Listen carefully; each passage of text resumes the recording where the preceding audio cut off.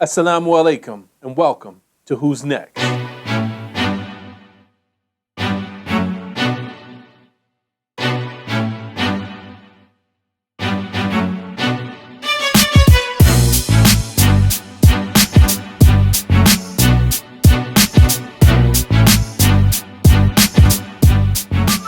And welcome back.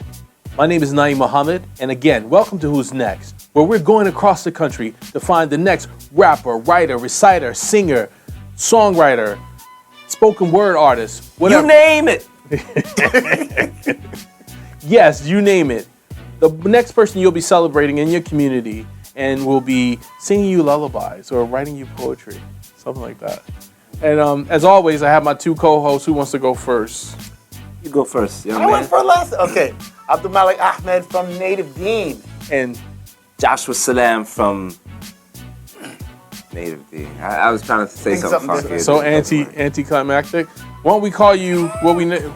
The master, ladies and That's gentlemen. right. The master, Joshua Salam, M.A. recently graduated from where? Hartford Seminary. Hartford Seminary. So what does that mean to the people? I went to a Christian seminary to learn Islam.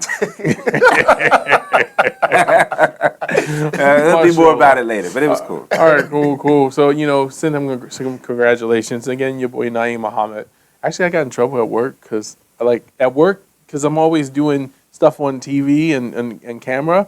And I was like, yo, this is your boy Naeem Muhammad with Islamic Relief. And people were like, yo, boy, what is that? Anyway, well, back to Who's Next. Yes. So, again, we've been taking this tour, and it's really it's been really exciting, actually. The competition has been heating up. I don't know if this was crafted this way or what have you. I have some favorites, but I'm not going to name any favorites just yet. We learned a little bit about Joshua's competition background back then, and how we're feeling.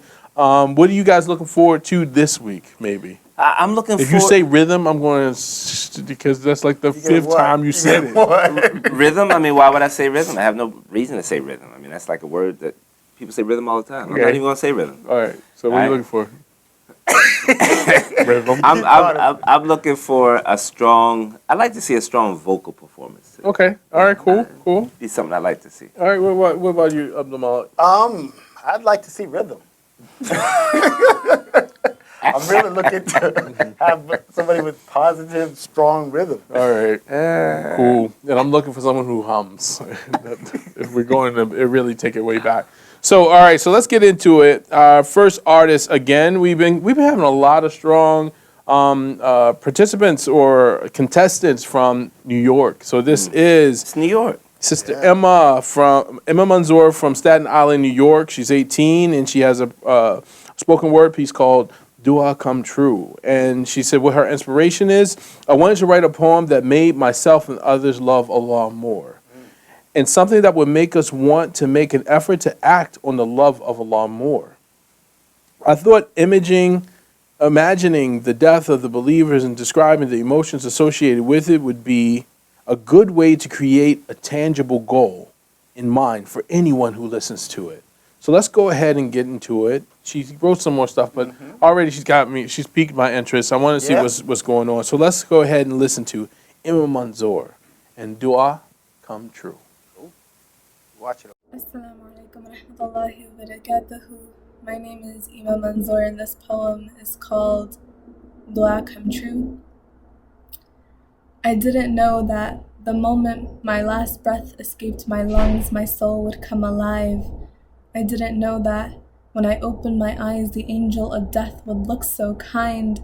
I thought the moment my soul left my body, it would cry. I thought I'd see my mourning family and wish I were still alive. I didn't know how good it would feel to see angels surround me all around, from the depths of the earth to the heavens, wings expanded, jewels dripping on the ground, their gentle touches whisking me away from the one whom Allah ordered to take me to my grave. I thought perfume smelled good. Roses too, man, I never knew there existed such a beautiful perfume. If my heart was still beating, it'd fly right out of my chest as I'm lifted up to the gates of Jannah, and my soul is something they gladly accept. And what are these names they're calling me? The beloved servant of Allah, daughter of who? Wow, this is pretty cool. I get to go through the second gate of Jannah too. You're telling me he picked me from the gazillions of people who have roamed this earth with their feet? You're really saying I can be considered part of the squad of Musa and Isa and Ibrahim? Am I really allowed to be included in Rasulullah sallallahu alaihi wasallam's dua, ummati, ummati? And I'm rising and rising with an entourage cooler than that of the president and his Secret Service crew. Taylor Swift's posse? Man, try having divine angels escorting you. I didn't know that the moment I met my creator, my soul would shine. I didn't know the moment he smiled at me, I would cry.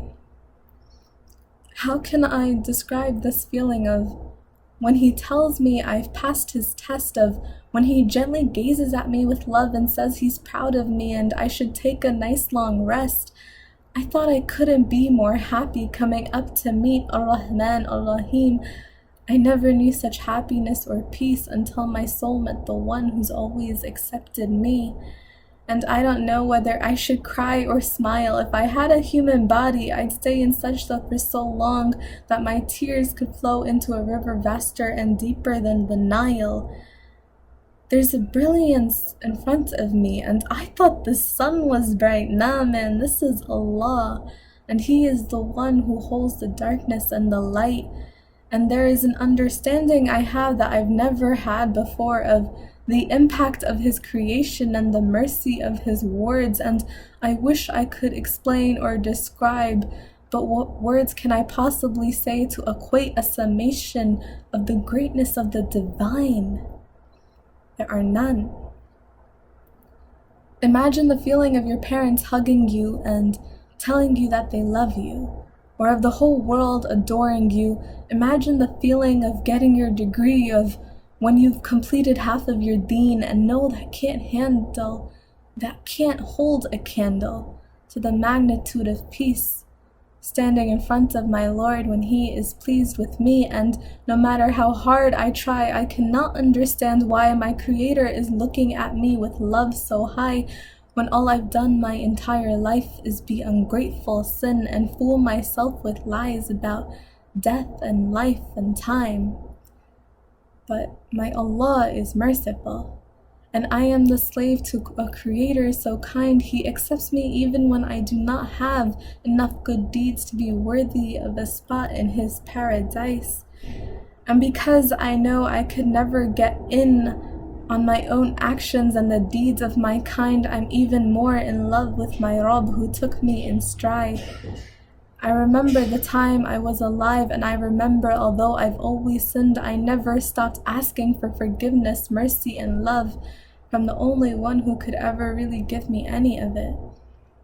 And imagining the moment I received my book in my right hand, I can't help but cry. I'm really not a crybaby, but who wouldn't have tears pouring from their eyes? And imagining when I open my book of deeds and see what got me into Jannah was Allah being moved by my small, quiet actions of good and sincerity, and my constant begging with my hands up, cupped, and ready to receive from my Lord, my Rabb, Ya Rabb al-Alameen. Jazakallah khair. All right. Wow. Sister Eema. Wow. Awesome. Eema Manzoor, all the way from Staten Island, New York. So Spoken word. explain the wow. Yeah, what's behind all of that? What are you thinking? Well, I was impressed in the sense that it really, how would you say this, encapsulated what the feeling would be when you meet your Creator, after that moment of death, and what the person would feel and what she would be hoping to feel. But the way she put it almost like in past tense, like she was already there, and this is the feeling that she was describing to somebody else or to that she's made it. So I thought that was unique. I don't know if I've seen that before. I know what she said in the piece also. I wanted everyone to hear the poem and think maybe that can be me. Can it be me? I've done so much wrong, but maybe it still can be me. I want to make that be me. I hope Allah is like that with me. Allah give me that life up, even in the intro. Exactly. All right, cool, cool. What are you saying? What are you saying, Joshua? It was long. Ooh. It was long. I was Go ahead, Simon Cowell. I'm just kidding. No, I was looking at y'all like, y'all still with this? Y'all still with this? However.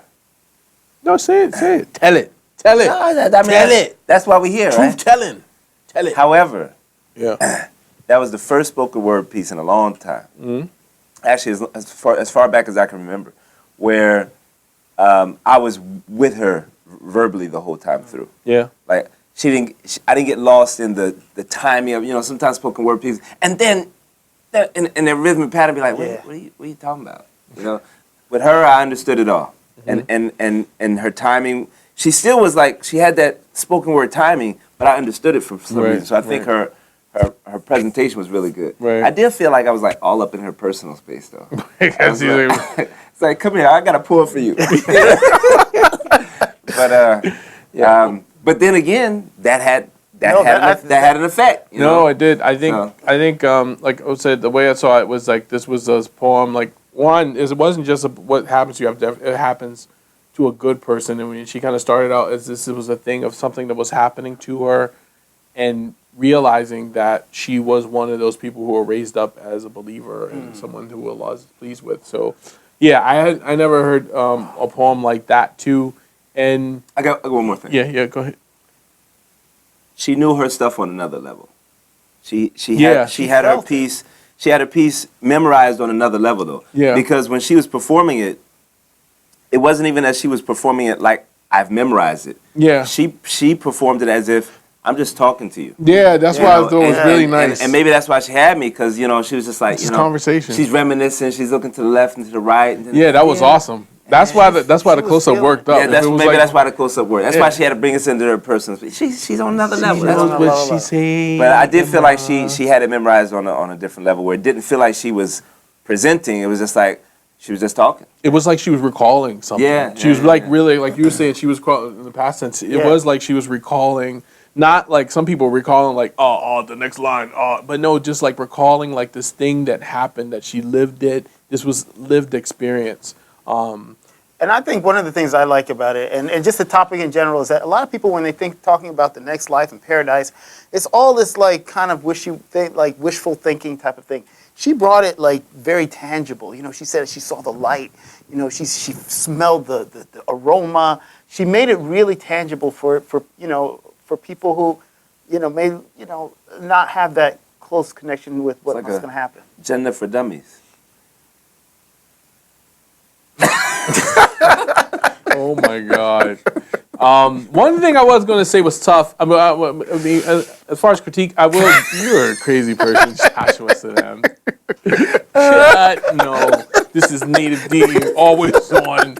Oh my God. You could say paradise for idiots. I mean, it's whichever one you want. Anyway, Bismillah. Let's go. Yeah, but one thing, the length was it was kind of longish, but she had me, and I think if it wasn't so close, if it was a spoken word piece, and again, she could probably be more animated with the things.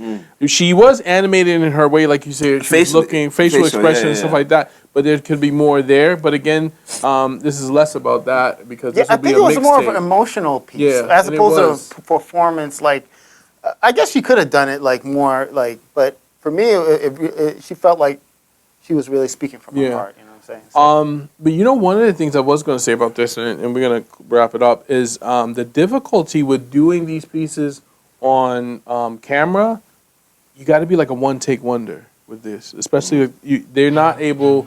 A lot of the people who are doing it the way they're doing it, they don't have the luxury of editing and cutting and dropping. We're going to start this over here. A lot of people are just going straight take. One take wonder. And for them just to go straight take like she's been doing and others have been doing. That's impressive. That's very impressive, and I'm really impressed. But I want to see who out there is also impressed. So as always, we want you guys to, if you like it, click like on the video. You can leave comments in the comments field. I've been seeing a lot of comments go back and forth. I've seen all the artists actually when they see their video up, they share it so more people can see what's going on and see what's going on and see how the competition is going. Remember, you can see it on our website on Dean.tv. You can also see it on Instagram, on the Native Dean Instagram page. You can also see it on not Native Dean Instagram, but Dean TV Instagram, Dean TV's YouTube page, and always on Facebook. So we're hoping at the end of all of this, we'll tally this up and you'll all find out who's next. Sorry.